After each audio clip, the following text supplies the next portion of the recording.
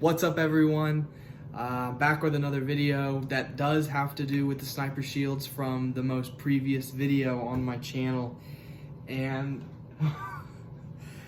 I think that it is super awesome. And today I decided to tap into my artistic abilities and decided to turn my shield and painted it into World War I German turtle shell camo is what it's called, come to find out. I did a little bit of research on it today just to kind of make sure I was getting it right, and yes, here it is. The blue did turn out a bit brighter than it was. I didn't exactly have a whole lot of options at the store, but all in all, I think it turned out absolutely awesome. And today I am showing you the whole process from start to finish on how I've been making the shields and how I painted this one. So without further ado, let's get into the video. I hope you all enjoy. To start off the whole process, here I am kind of marking out the length and area that I'm going to be putting the hole at that you'll actually stick the rifle through. So there at the very beginning, you can kind of see me drawing my line on where I was needing to mark, and there I was drilling, and now I'm grinding out that center section just to open up the hole, obviously. And so then for a while, I just sat there and would grind and file just to kind of smooth out that edge. That way it's not as sharp. That way if you grab it from the hole, you're not going to cut your fingers, and to try and limit as much scratching to your rifle as possible. And now here I am making the actual stand for the shield, using a little bit of epoxy to keep it in place. And then off to a great start on painting. I forgot to video my first layer of black on the face of the shield, so here I am putting on the second layer. This is the base coat that will go underneath all of the colors and act as those black lines that you see between the rest of the colors. Now here we are taping off. This is how I kind of got the black lines to where I wanted them to. So I just taped off everywhere that I wanted black lines to create the outlines of which I would then paint all of the colors. And so while I was doing this whole process, I kind of noticed that the tape wasn't sticking very well, and first I thought it was paint that was causing it, but it's painter's tape, so it shouldn't be having that issue. And so I kind of thought maybe it was the heat, because it is quite hot here in Kansas. And so sure enough, I finally quit trying because it just kept trying to peel off on me. So I ended up taking it inside to finish the tape. Yeah, so now here we are inside, sitting on the couch, had some Chinese food, Deadpool, and then just working away at it while I'm videoing it. All in all, taping it off probably took me a good 20 to 30 minutes in total. The whole process in kind of making the shapes wasn't difficult. It was just kind of getting them to line up perfectly. That way I don't have a bunch of weird rip shapes, just to keep it all squared off and straight.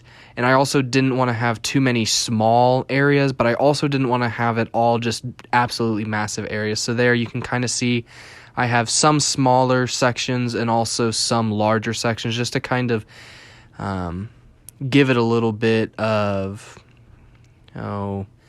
what do you call it?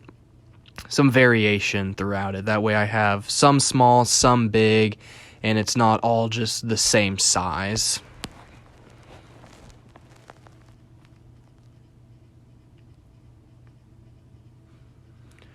Now here we are back in the backyard. I'm starting to paint. I'm getting the yellows out of the way first, which did cause a few issues along the road, as paint would kind of spray out of where I was wanting them to, and then I would have to repaint over the yellows, because obviously brown or blue is a bit noticeable on yellow, but also vice versa. I did have to go over a few sections because yellow would get put on them. So then here I am with bigger pieces of tape kind of blocking off areas that I've already painted. That way I can try and limit how much paint gets on to areas that I don't want it to.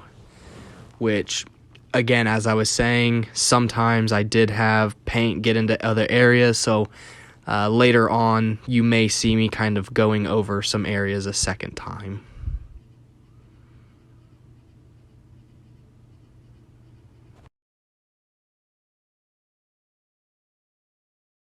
There I go with the blue, and again, as I was saying in kind of the intro to the video, the blue on my helmet is kind of like a turquoise-ish color, and it's a lot duller than the blue that I used. I don't know if it's just from the process that the company did to hand wear down the paint, or if it is just a duller color. I did go to Walmart to get all my paint, so it obviously was a bit narrow selection. The blue that I used was really the closest I could get, I felt like, to the proper color that's on the camouflage pattern. But if I go back to hand wear this, I will definitely hit those blue sections a bit heavier than the others, just to kind of get it to kind of dull down, because I do feel like it may have been a bit too bright, but I still feel like in the end product it turned out to look fine.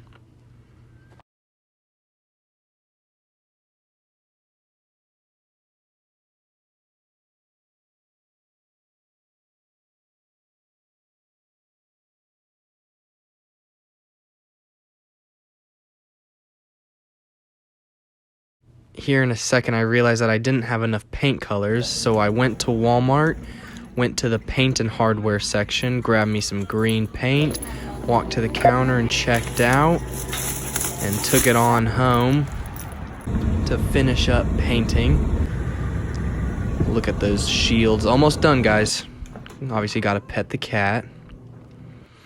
And then we're back to painting. So the 4 colors that I used were sun yellow, I think it was like lagoon blue, I think was the official color that I used.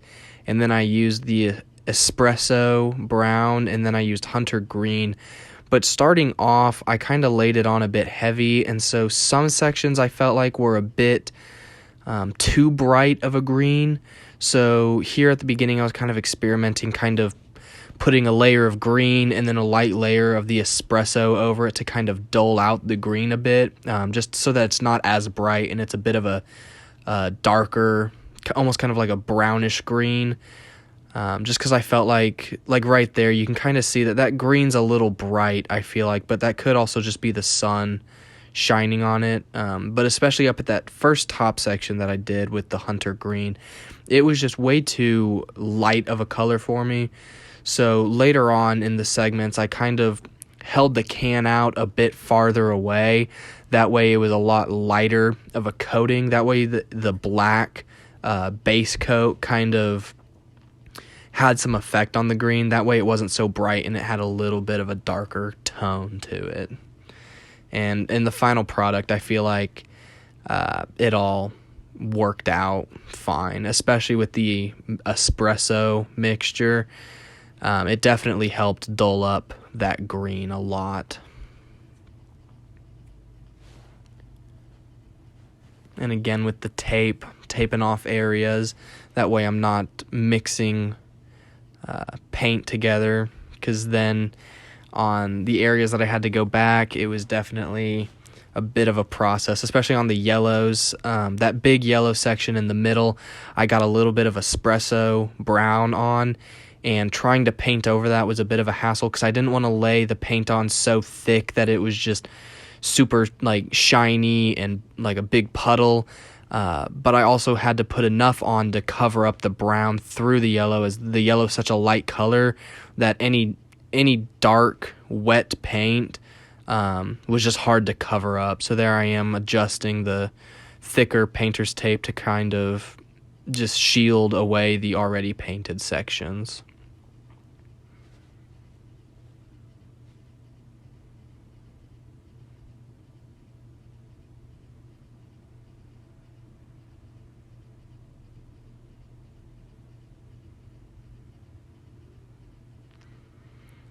And now here I am picking up all my paint cans to let that dry.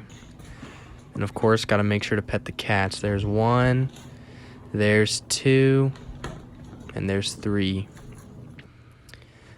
Now we're out in the garage. We've let it dry for probably 20 minutes at this point. All the paint's dry. It's the quick dry paint. Here I am peeling off all the tape.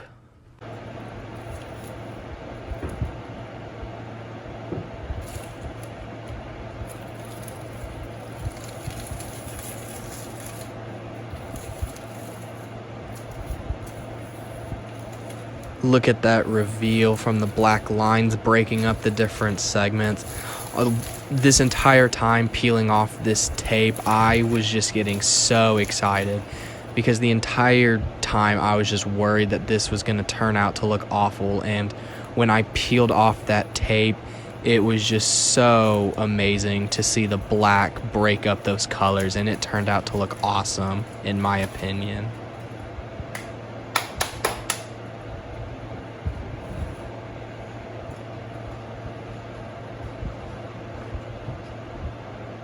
And here's the final product. And also, I have 2 shields finished right now. Here's a look at those, and I still have 3 more sheets to go through, so make sure to be checking updates. But here we go. Here's the final product, turtle shell camo next to my M16 painted Stahlhelm. And that's the whole process of how I turned my sniper shield from just a regular plate all the way to this, in my opinion, awesome to look at painted shield. So I hope you all enjoyed this video, and we'll catch you in the next one.